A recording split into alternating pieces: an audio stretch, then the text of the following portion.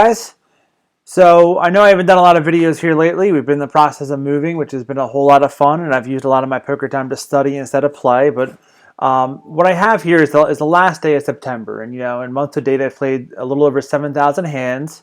We've won at a rate of 4.88 big blinds per 100, which is not bad, but also the lowest win rate I've had in about 6 months or so. So a fun thing I like to do from time to time is go through some of my worst plays just to see if I can improve on them. So these hands are the five biggest losers we've had this month. Each of them I want to go through and determine if my line was feasible or there's something else that we could have done to probably make the results better.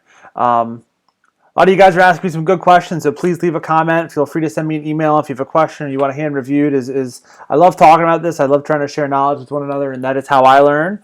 So hopefully it can help some of you guys in the process. So without further ado, you never like to see your biggest losing hand of the month be with pocket aces, but let's see where we went wrong here. So, all right. So we are in hijack, ace, ace.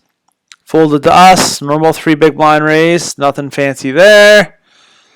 Villain min 4 bets, small blind calls him. I'm sorry, villain min put in min 3 bets, small blind cold calls the 3 bet, and it's back to us. So the small blind here is a relatively tight player in 1913, so he's probably going to cold call with just some pairs, some big suited cards, something like that.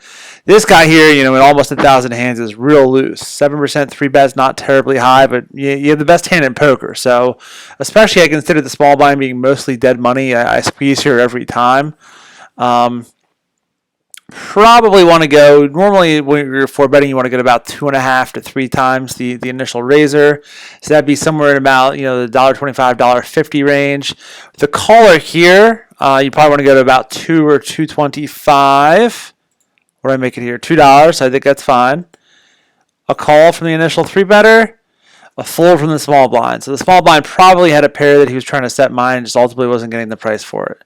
So let's see a flop. All right, so it's ace 2-3. So the button's not going to 3-bet then call a 4-bet with many.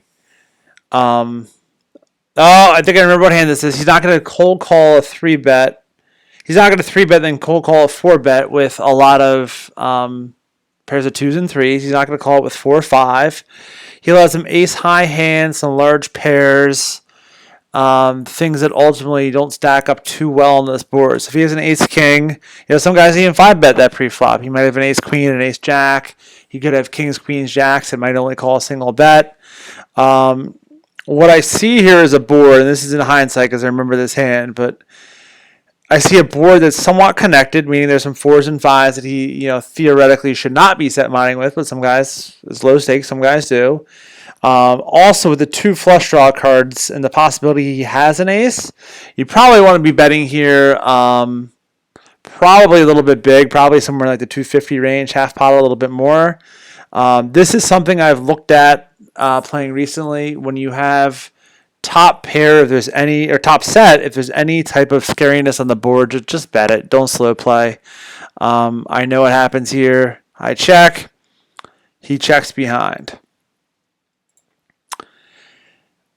Well, one of the worst cards in the deck for us. Obviously, now that the flush draw came in, it's a lot of guys, if they're checked to on the flop, would have bet a flush draw.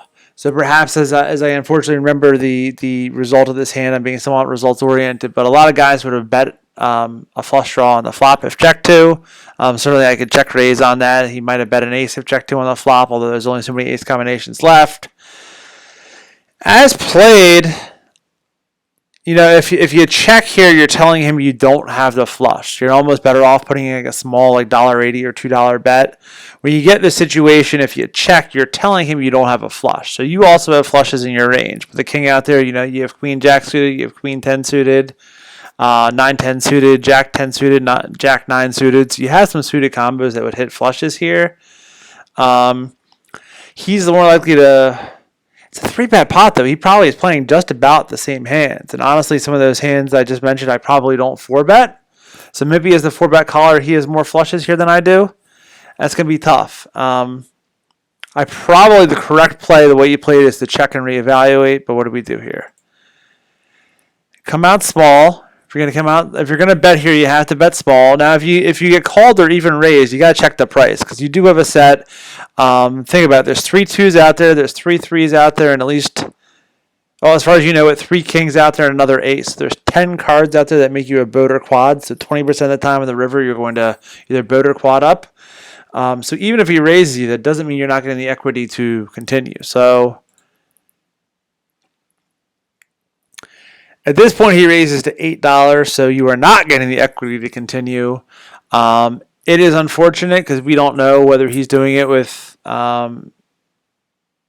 ace-king. He could have hit a set with pocket kings. He could have done it with a flush. So let's hit PokerCruncher for a second and see what's going on here. So we have ace-ace. We're going to give him, let's put the board in first. It's actually easier. Ace,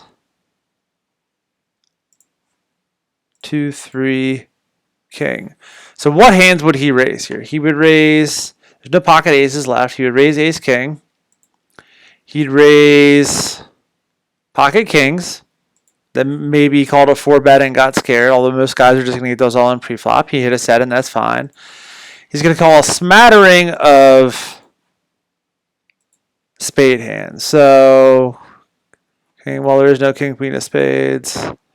Whoop, let's take these off.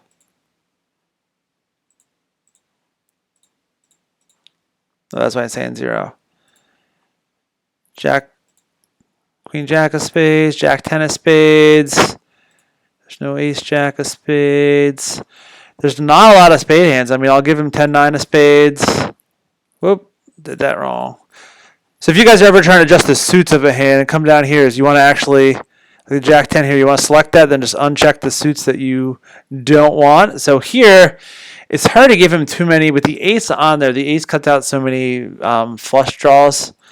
He really just has like queen, jack, jack 10, 10, 9. I mean, I'll give him, there's no king 10. I'll give him queen, jack. Still has only a couple combos of flush draws. So if he's playing much wider than that, he's truly making a mistake.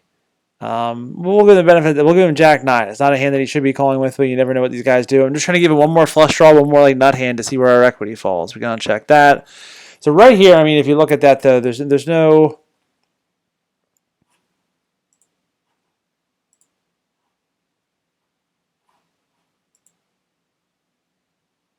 Oh, there's no ace-king suited available. That's why that is. All right. All the suits are used up.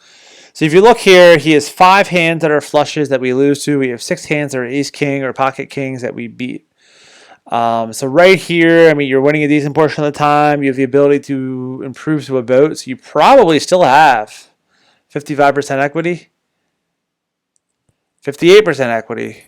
So guys, that's why it's important to run these calculations here.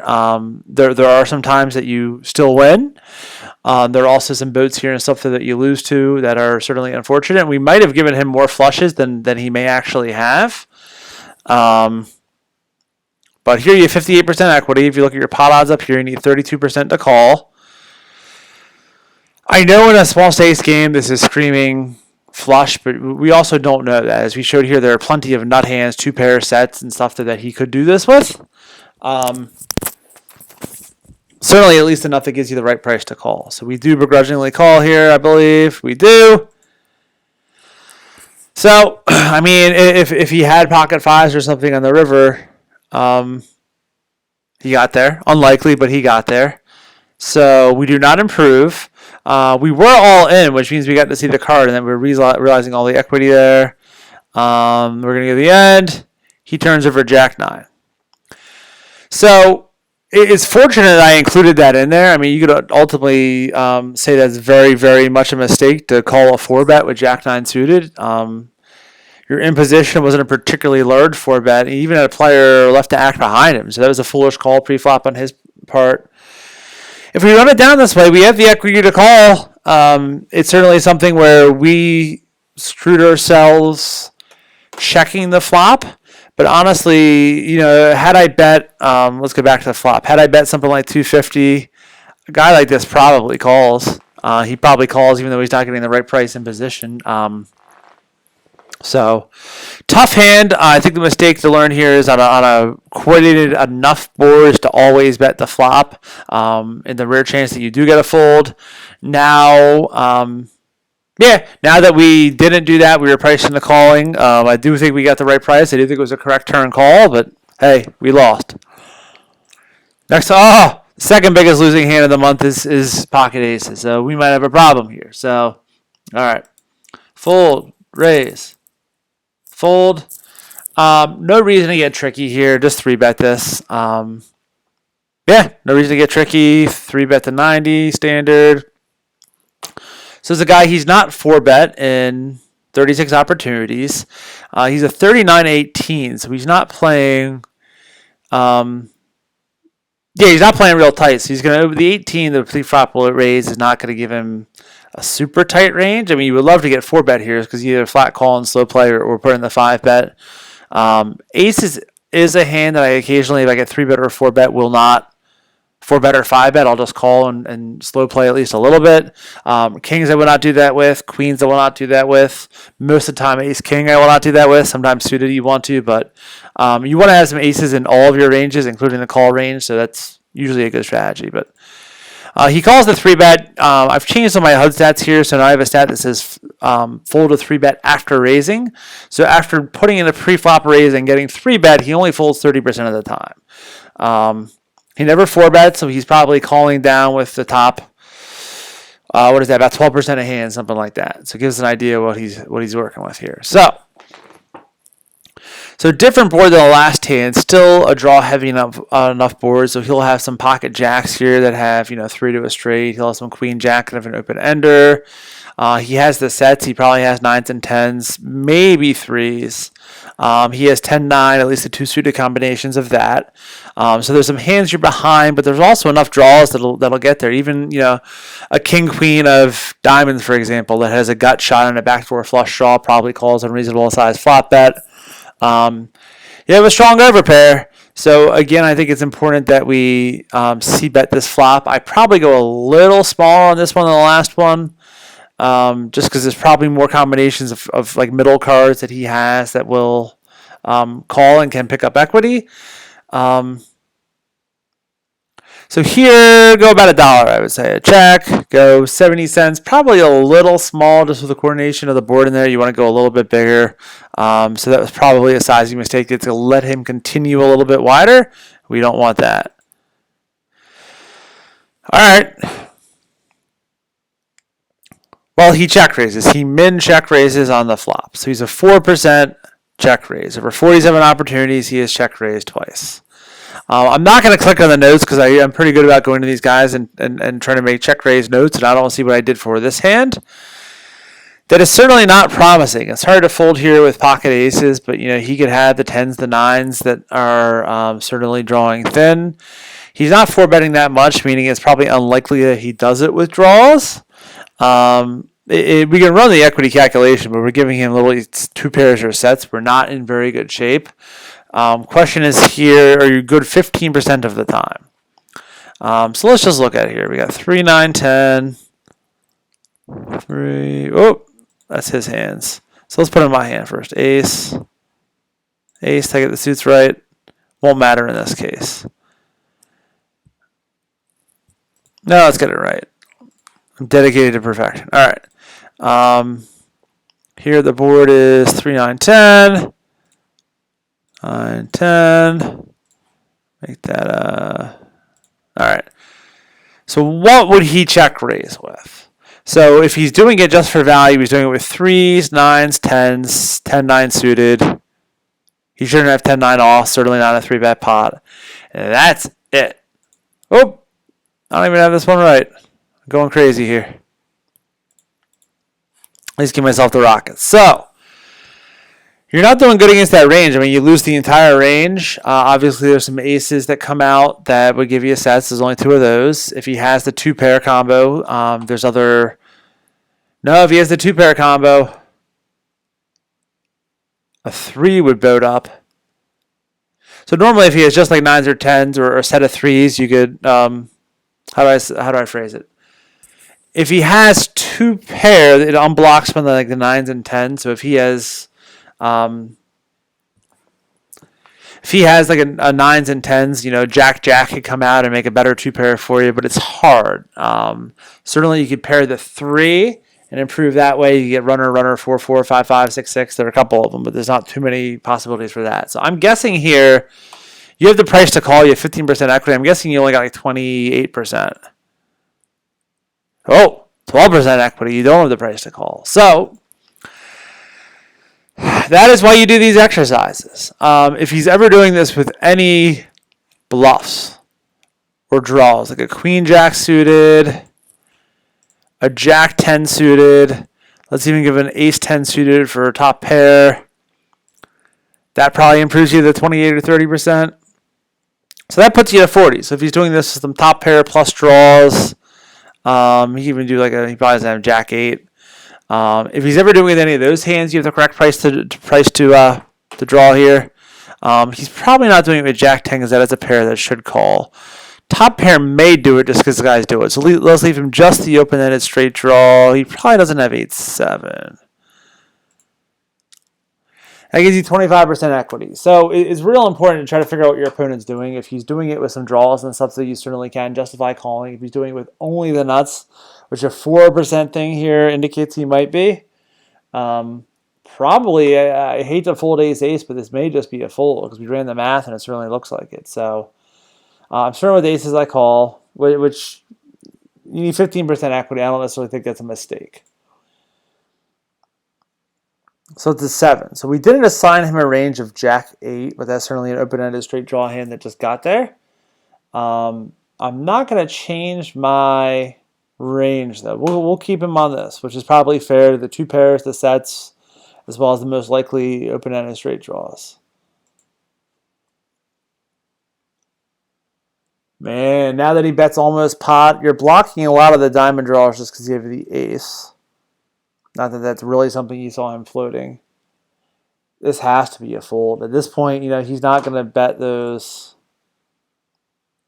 He's not going to fire the open-ended straight draw again. I mean, there's no indication this player is doing that. What's that? 7 of diamonds. That probably actually lowers your equity just because there's one less card for you to improve on. Yeah, you got to fold here. The problem, the challenge in folding is you see some guys here that float the ace-10 occasionally, in which case, no, with only one card left, you have two aces, unless he does it with a king-10, which is unlikely. So even if you give him a top pair that he raised and shouldn't have, you got to fold here. You got to fold the aces. We call, and of course on the river, he bets, you need 16% equity, and you call. So did we range him correctly? I'm going to guess pocket 9s or pocket 10s. Yep. Well, you got to learn. Yeah, we're at a level in Hold'em where we should be bet. There are a couple of capable players that can bluff. There are guys that can bluff and put you in hard spots. I think one of the hands here is from last night. Probably the next one on here of a guy that can raise, and that's a little bit different. This guy has, he's a 1% 3-bet. There's no indication this guy is trying to raise or put you in a tough spot. So you bet until he tells you you're no good, and when he check raises you, then fires big on the turn, you gotta fold that turn bet. Certainly a mistake, and hey, that's why you do this analysis. Oh, this is the hand. I think it's from last night. So this is another weird one. So here we have a 38-17. I don't think it's the same player. I know they're different nights. Could be. 38-17 player. Min raises to open. All right, not a sign of a particularly good player. Might be the same guy now I'm looking at it. And you get a call in the small blind. So right here, you're getting 5-1. You need 17% equity to call. You're gonna call from the big blind with most of your suited combos, particularly something with a king, an ace, queens, and the big cards. I'd call as wide as 6-4, 6-5, 4-8, something like that. Some of the suited low cards, as long as there's a 1 gap, 2 gap, something in there. So you're gonna call with a lot of suited hands in the situation, which we do. Board runs out king 10-5. So we have top and bottom pair on a coordinated board. Guys with queen jack have been in straight draws. There's certainly spade draws out there. This Yeah, so we're gonna small blind checks. There's a decent likelihood. I mean, I have a king. I realize I'm blocking some of those top pairs. There's so many draws out there and such. We're in good shape. We're more than likely best right now. He can have pocket kings, pocket tens. There's one combo of pocket fives. I guess one of kings too. There's 5 combinations of sets. There's some king 10. There's only one king 10 suited. I mean, he might open king 10 off. He's a little looser player. But anyway, there's enough cards here that hit from a draw perspective or something else that he should be betting this, especially with 85% C bet. He's going to hammer a flop like this pretty frequently. So we check. He min bets. So you see a min bet like this, it's always indication of like to a marginal made hand or a draw. You know, guys with sets aren't doing that. They try to rip you around. They're going to bet bigger for value. Yeah. So perfect check raise spot. There's so many draws or top pairs or even middle pairs that will continue. Perfect check raise spot. Probably want to go up here to about a pot size raise to about 70 cents. A little less than a pot size raise. 63, weird number. I'd probably just go a hair bigger, but I don't think that's a mistake. You're giving the guy 28% odds to continue. He's not getting the correct direct price for a flush draw, a straight draw. If he has queen 10 of spades, I mean, hey, he's getting a good price there. Other than that, you know, he's not getting a great price to draw, but he calls. So what would min bet then call? Certainly, I don't think he plays a set this way. I don't think he plays a set this passively. He could certainly have some weak kings. He could have a king 9 suited. I mean, there's only one combo of that. It certainly leads you towards some of the draws. That's what a guy's going to min bet then call with. So let's keep going. All right. So if he had the queen jack, particularly the spade combo that we mentioned, might play this way. You know, he got there. That's a single combination of cards. There's other flush draws out there that are missing. There's other kings out there that are missing. I guess it would make a lot of sense for him to have the king of spades in his hand. Maybe with another spade, like again the 9 of spades. I mean, I've never done the single combinations, but definitely a board. You're still likely best. You have to fire just because there's so many draws out there that have still missed.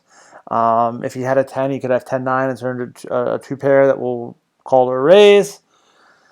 So got to continue betting. Probably now there's a double flush draw out there. If he had pocket jacks, for example, though, you know, he just turn a gut shot. So I mean, there's certainly cards out there that'll also hurt you.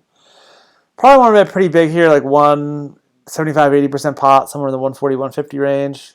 140, fine. He calls the river.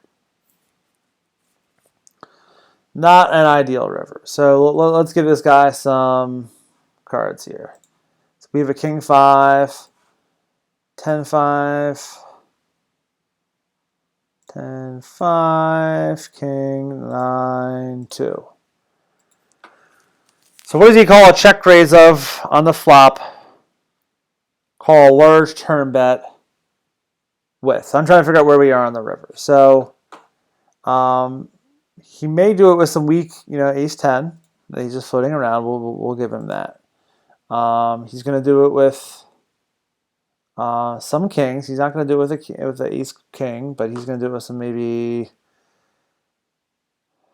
You think even king jack would bet better than that. So king 10 is 2 pair. I don't think he plays 2 pair this way, but we'll give him king jack.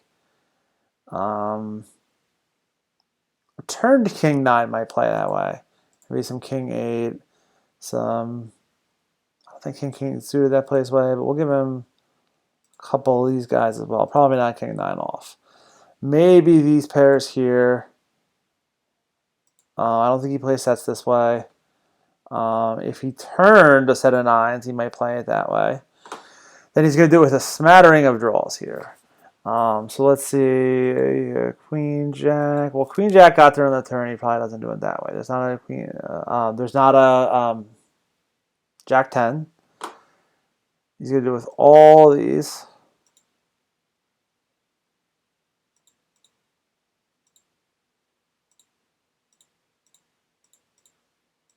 There we go. All right, there's a group. So you can do it with all those combos. Do that with that. And this is an educated guess as to what combos he could do this with. You're just more or less likely to try to get a counter, an idea of how many spade draws he has here. He probably doesn't play this way with ace-king suited. Oh, no, because that would hit a flop pair. He doesn't play that way. Probably not with ace-queen or ace-jack, but I mean, I'll give it to him just to, I'm trying to expand it and give him kind of the most possible draws here because that's the worst scenario for us. Something like that. You can certainly say this is not a scientific approach to how he plays this, but let's see what equity we have here.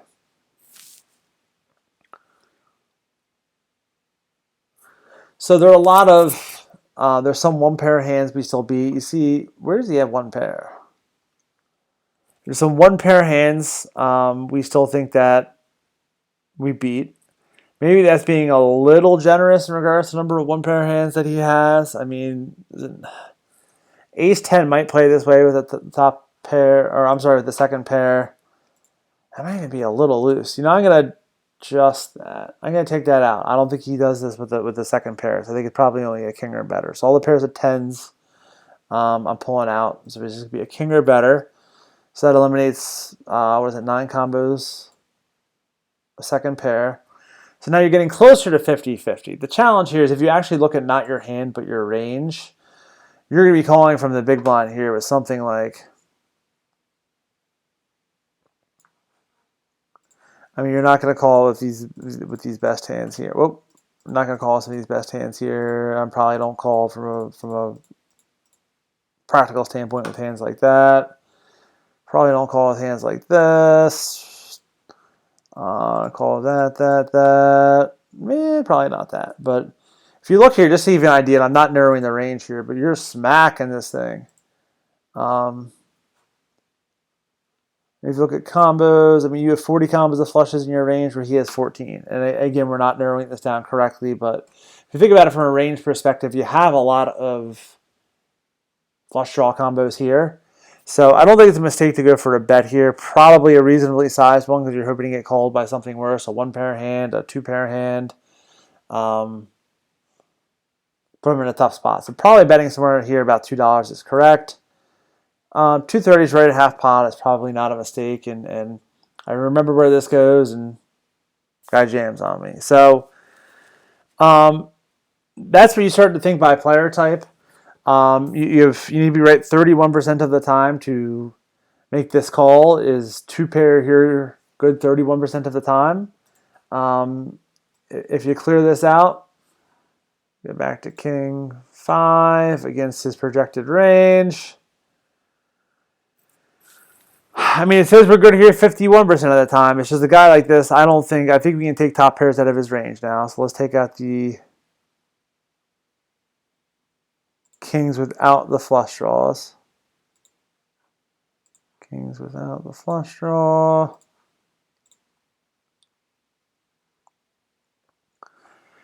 I don't think you do it with queens or jacks. So literally at this point in time, I just narrowed it down to the point where we have 0% equity.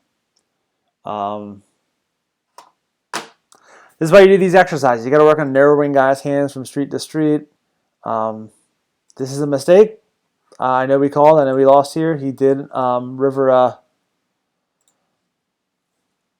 flush on us here. So it's one of the hands we also put in his range. So when you're doing this exercise, it's important to go back and realize, is it a hand that you assigned in his range? If not, you got to start adjusting your assumptions. And you can go to player notes too. Is go into this guy and certainly make notes. I have a note here. The guy check raised a set. Stuff like that though. So figure out what he does in what scenario.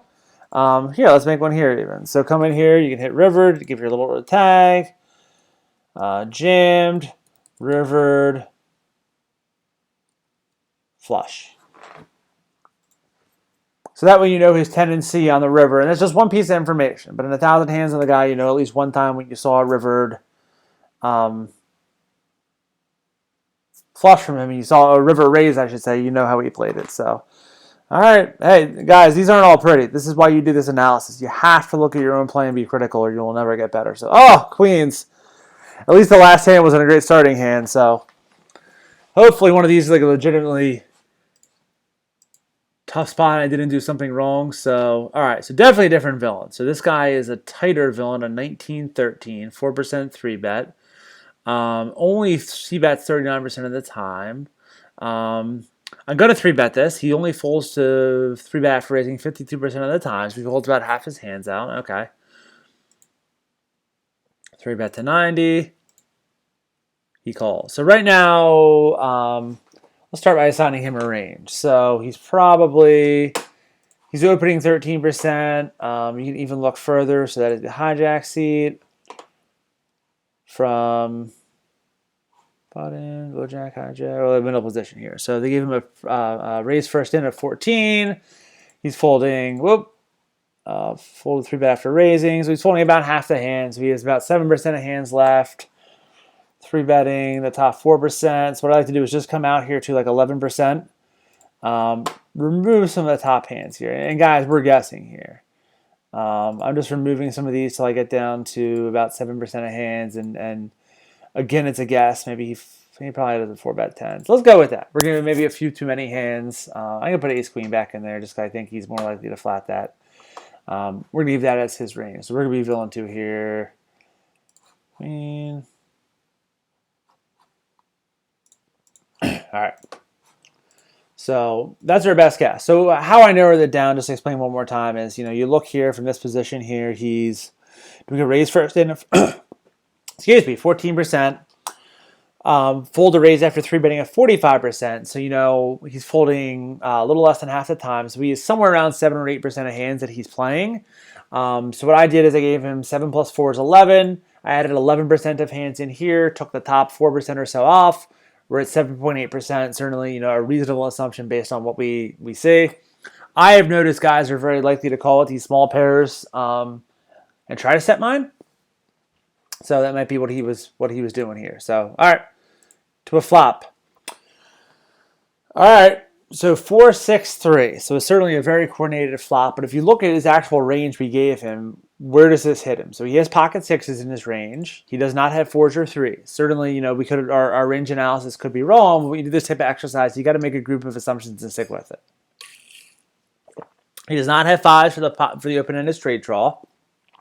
Again, you could say he may call a 3-bet with something like an ace-5 suited, but he's not the player profile that tends to do that. He's going to have a lot of heart draws, although you block some of the big card heart draws. He doesn't really have a Jack-10. Jack-10, King-10, Ace-10 of hearts. So he certainly has a lot of flush draws within here. Let's put this in, though.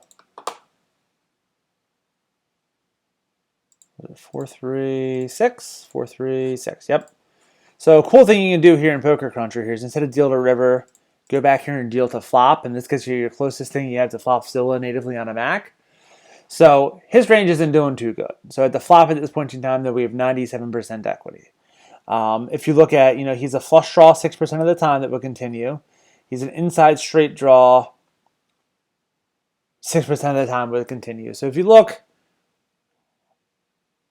he only has 6 combinations of hands that would have flush draws. He has the 6 combinations of pocket 7s that give him the gut shot. He has just a high card 70% of the time. So 70% of the time he has missed the flop. He has a pair 25% of the time. You're beating all of his pairs. There's very little here you're scared of. The only thing you're actually losing to is this 3.2% equity he has is the sets. No 2-pair combos. All right. So I want to do some more PokerCruncher content. Someone asked me to make a kind of a broken down version of this, so I'd like to do that. Hey, maybe this is a good hand to do it with. Anyway, so let's do this. He checks. I'm going to c-bet my overpair here. Particularly, there are some draws that we'll call. 10s, 9s, 8s might float as overpairs. I'm going to c-bet this 100% of the time. Reasonable size. Don't need to go too big here. 80 cents or so, a little less than half pot. Beautiful. And he calls. All right, nothing to be alarmed of. Always think when you do this type of analysis, when he calls and doesn't raise, what hands does that eliminate from his range? So that eliminates, we're going to do some rough numbers here. It eliminates ace-10 off, ace-jack off, ace-queen off, king-queen off that do not have a pair or a draw. It may, queen. So we have the queen, so we can't have the queen of hearts. So he probably doesn't have ace queen here without the hearts. He probably doesn't have ace jack here without the hearts, unless he's floating two random overs. He's probably only continuing if he's doing it correctly in these things in hearts or spades. When you look at this, if you want to determine what overcards and stuff that you're floating with, you want to make sure there's a backdoor draw. So here, a reasonable hand to defend with might be ace jack of hearts or ace jack of diamonds, because you have that flush draw here. You would not want to continue with diamonds. Why did that not update those? I gotta do it that way. Hearts, diamonds. Here, hearts, diamonds. Here, hearts, diamonds. Yeah, so you want to make sure you have a backdoor flush when you continue. So I think it's reasonable for him to continue with these over pairs, continue with the draws we have outlined. He may check raise the 6-6. We may be able to remove that from his range. He check raises 3% of the time. Probably on a rough board, he would check raise 6-6. Is probably you could probably remove that from his range. I can leave it here right now, but we can probably remove that. So he calls. And a jack. So where does that help him? Well, it doesn't. If you actually look back here, he's floated some ace jack suited, some king jack suited, queen jack suited, but it's only 5 combos of hands that have now turned to top pair. Open this up here. So it's increases, that hasn't increased his equity. Even if he hit jacks, it's not helping him. So we calculate. So he has 7% equity. So where has he picked up equity? So he has... Oh, the one thing we didn't go back and look at is we narrowed his range. So now he has more flush draws. So 14% of his range is now flush draws. 14% of the pocket sevens is the straights. And now we've also narrowed his range. The only thing he's losing to, we're losing to with his equity is a 7.1% for the pocket sixes. All right. So that has not changed. We just narrowed his range. So I should have gone back and shown you guys that. So we're best here 92% of the time if we're ranging him correctly. We certainly want to price any draws that he has. So you can also hit up here and hit the combos button. So he only has 6 combos of flush draws. You can also see it that way just to tell you. So, all right. So he checks. We bet a little over half pot. Maybe I could have even gone a little bigger, to be honest, just because there's so many... Something like pocket eights probably folds regardless.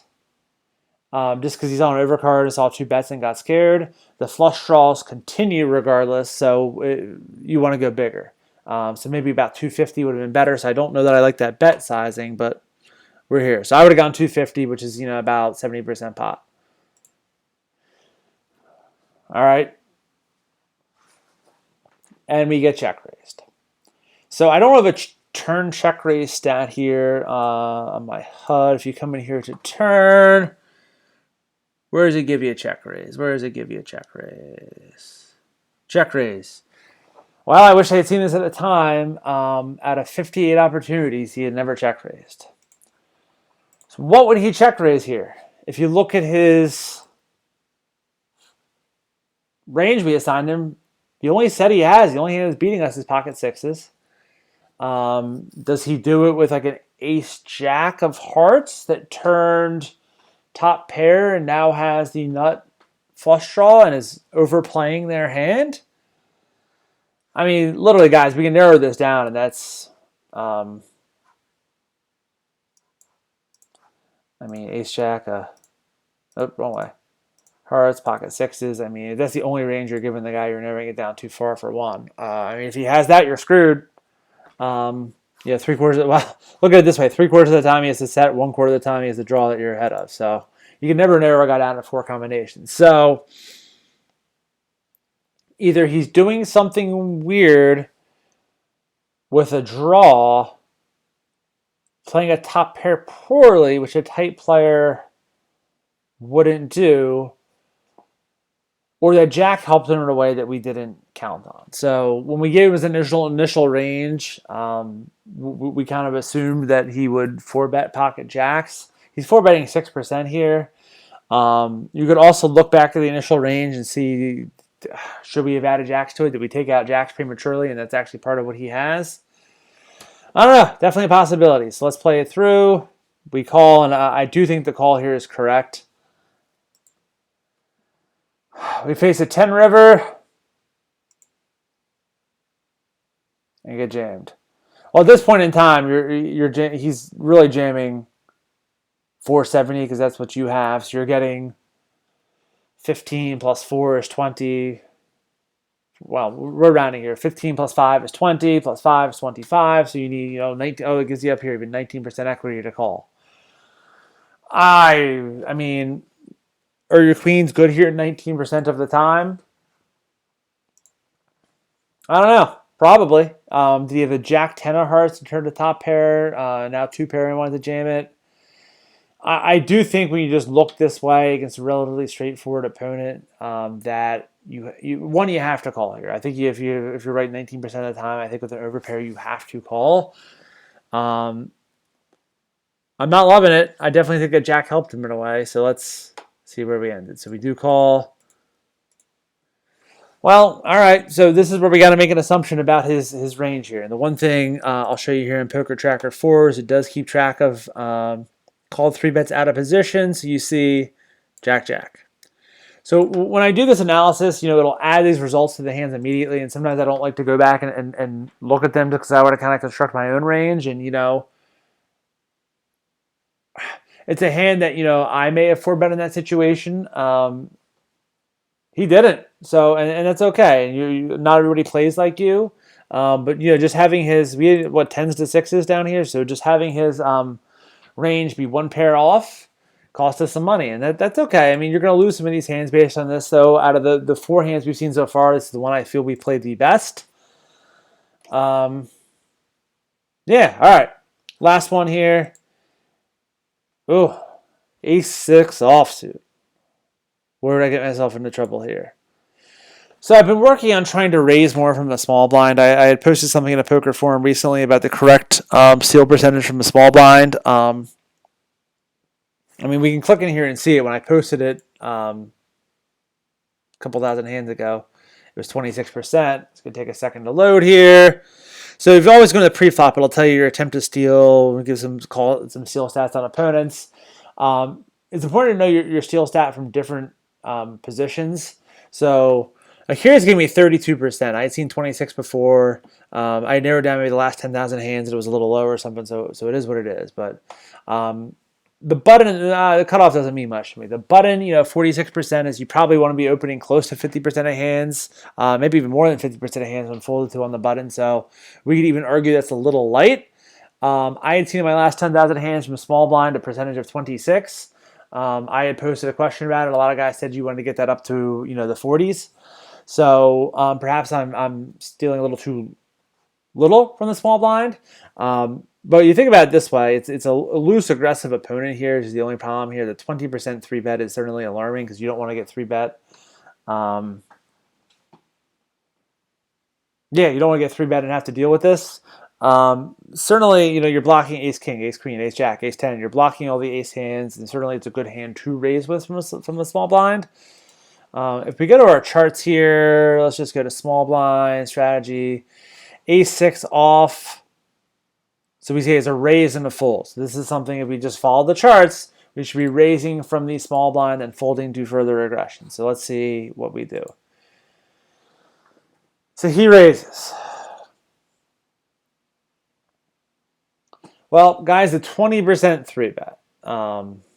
You're blocking a decent part of it. He has not yet folded to a 4-bet. I mean, there's only been 6 opportunities to. He is not yet folded to it. This is unfortunate, but this is 1,000% fold right here. And since I'm losing money, I'm calling or probably 4-betting, trying to get him off that. As I mentioned, I recently switched these stats from fold to 3-bet to fold to 3-bet after raising. Same with the 4-bet.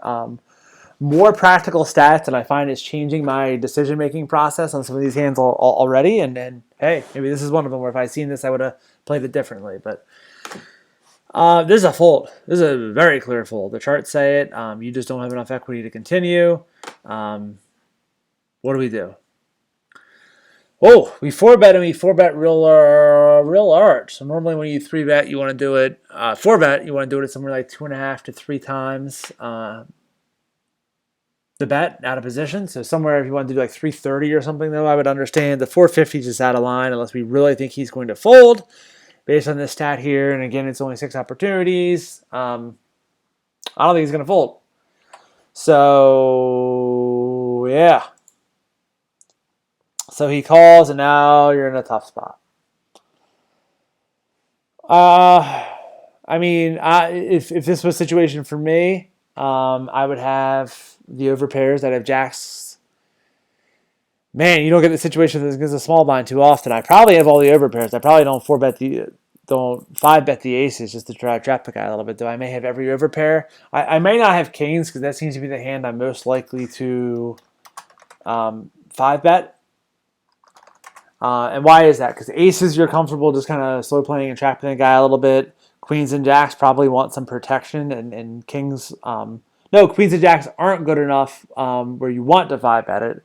Kings are the one that it's good enough where you're happy and all the money in, and it also needs a little bit of protection against an ace coming out. So I probably have aces, queens, jacks here. I probably have tens here if I'm him.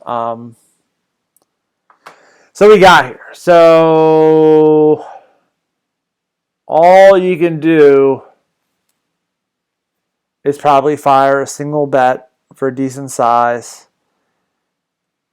It's hard to hope he has ace-king because you're blocking an ace. There's 12 combos of ace-king, 12 of ace-queen. He's a loose enough player. He probably calls with that, maybe wider, maybe even ace-jack. I mean, there'd be 36 combos unless he has the suited varieties. I mean, there's 3 heart combos in there that he would have to continue with. The rest of them would have to fold. If you look at it that way, he's folding, what is that, 90% of his range. Queens aren't folding, jacks aren't folding, tens got you beat. So I guess if you find yourself here, you have to put in a relatively large bet, so probably about 5 or 550. Jam's interesting, and Jam's saying you have aces. I wouldn't play aces this way. Yeah.